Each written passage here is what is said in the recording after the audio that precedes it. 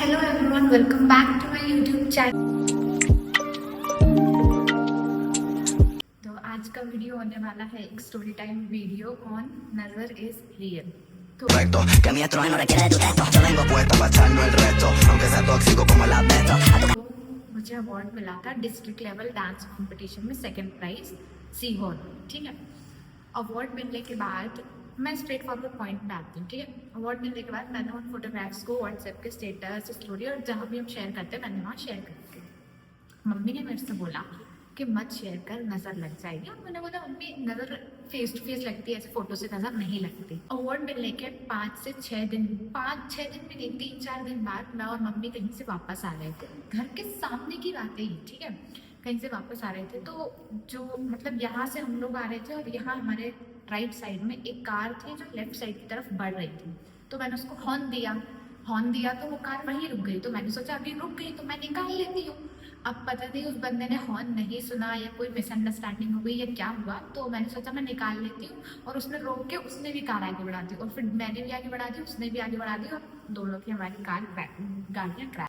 वो बंदा उतर के बाहर आया, उसने गाड़ी उठवाई, उसने पूछा आपको कहीं लगी तो नहीं, ऐसा वैसा। आई वाज लाइक कि नहीं अंकल मुझे कहीं नहीं लगी है, I am all right. Mummy उठी, मम्मी ने देखा तुझे तो कहीं नहीं लगी। मैंने कहा नहीं मम्मी मुझे कहीं नहीं लगी। मम्मी ऊपर, घर के सामने हुआ था जस्ट, तो मम्मी ऊपर गई। फिर मेरा भाई आया, उसने स्कूटी वगैरह देखी थोड़ी और मैंने कहा अंकल मैं ठीक हूँ करके, अंकल चलेगा। मेरे भाई ने स्कूटी लगाई और मैं मस्त नीचे गिर गई, एक्सीडेंट हो गया और चल के मस्त सेकंड फ्लोर पे आके बैठ गई। मैंने कहा मम्मी तुम्हें कहीं लगी तो नहीं?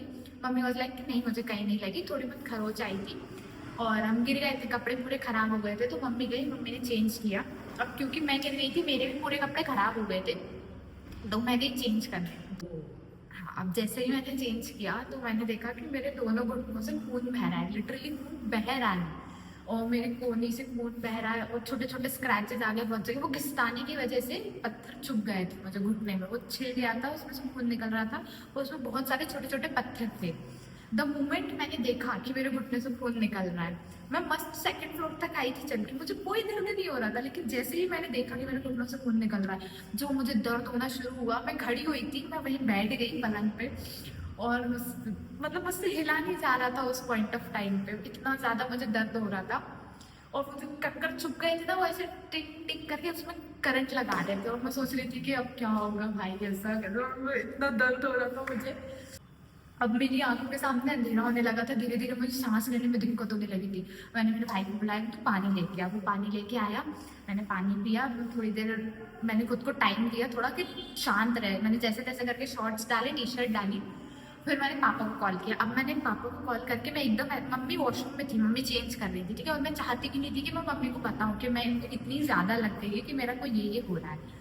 मेरा भाई नीचे गया था मुझे पानी देके, उसने मुझसे पूछा तुम ठीक हो? मैंने कहा हाँ मैं ठीक हूँ। उसने देखा नहीं था कि घुटनों से खून निकल रहा, तो वो चला गया और स्कूटी देखने। मम्मी वॉशरूम में थी, अब मैं रूम में अकेले थी और आई वाज लाइक कि मुझसे हो नहीं पा रहा है कैसे। मैंने पापा को कॉल किया। अब मैंने कहा कॉल करके मैं डायरेक्ट ये बोलूँगी कि मेरा एक्सीडेंट हो गया, मुझे ऐसा ऐसा हो रहा है, तो शायद पापा पैनिक हो गया। मैंने बोला पापा घर के सामने गाड़ी से मैं गिर गई, मेरे पैरों में लग गई, डॉक्टर के पास ले जाना है, आ जाओ। और मैंने बहुत कामली अच्छे से बोला। पापा ने बोला मैं आ गई। 5 मिनट में पापा नहीं आया, मैंने दोबारा कॉल किया। मैंने कहा पापा बहुत दर्द हो रहा है, जल्दी आ जाओ, क्योंकि अब मुझसे सहन नहीं हो रहा था। फिर पापा आए, मम्मी आई, मम्मी ने देखा ओ ये क्या हो गया, लड़की ध्यान से गाड़ी नहीं चलाती, ये नहीं करती वो नहीं करती, क्योंकि भाई खून बह रहा था और उस घाव में जो पत्थर थे वो बकायदा दिख रहे थे साफ साफ, मैं खुद ही नहीं देख पा रही थी वो। फिर पापा लेके आए, उन्होंने मुझे उठाया, फिर उठा के कार में लेके गए। फिर कार से हम डॉक्टर के पास गए। तो भाई मैं उस डॉक्टर से बोल रही थी लिटरली कि डॉक्टर प्यार से अच्छे से करना। वो बंदे ने डेटॉल लिया और रिगड़ के साफ कर दिया और आई वाज लाइक कि भाई रुक जा, मुझे दर्द हो रहा है, रुक जा।